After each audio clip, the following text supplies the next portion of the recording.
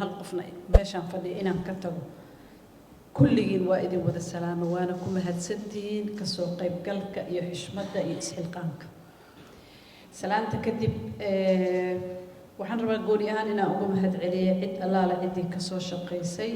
khayriga ugu horeyso maamul goboleedyada deero waa sheero magacaabay marka kuma noqonayo aad iyo aad u mahadsantihiin waa ka xumahay xildhibaanadii dadkii madaxda inay naga maqan yihiin laakiin maanta waxaa jira howl badan sharciga doorashada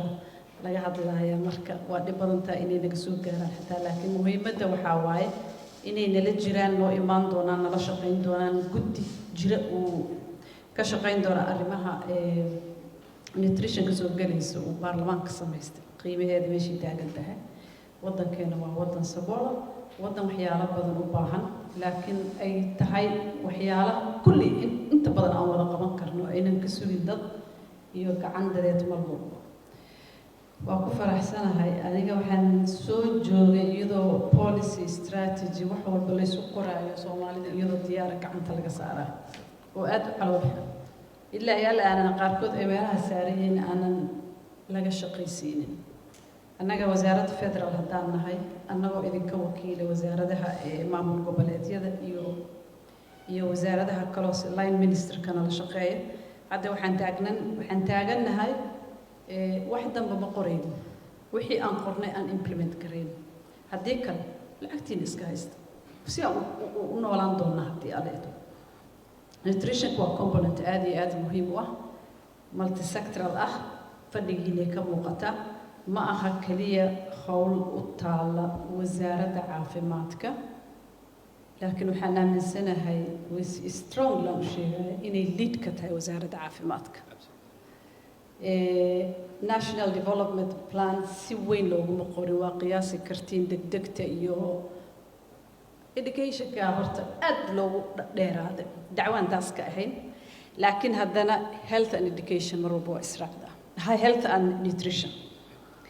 waxaana ka shaqayn doona unitka iyo departmentiga in laga sii weyneeyo meeshaas multisectoral way oo waxa loo baahan yahay inaad si strong uga qayb qaadataan say u aflaxdo sababtoo ah waajibna saaran waa inaan isu keenno dadka in nagala shaqaysaan in la kaamilo shaqo fiican unitka soo qabtay iyo madaxda unitka iyo madaxda departmentiga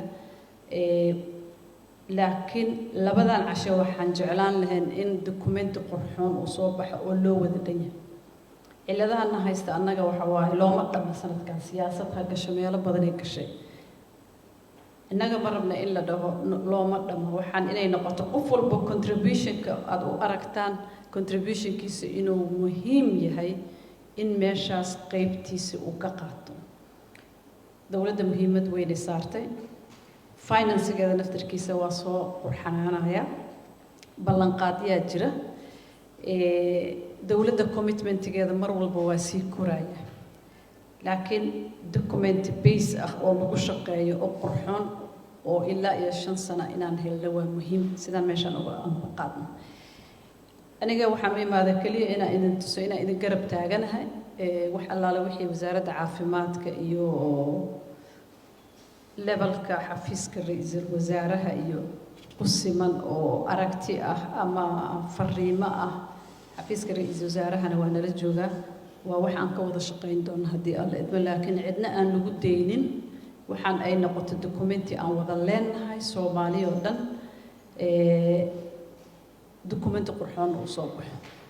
marka mahad celinta waa presentationada waa jeclaan lahaa qaarkood inaan joogo laakiin ma u maleeyo inaan wada joogi karo gadaalan ka arki doona haddii alla idmo waxaan idin rajaynayaa 2 beri oo shaqo culus ah oo laakiin miro dhal haddii alla idmo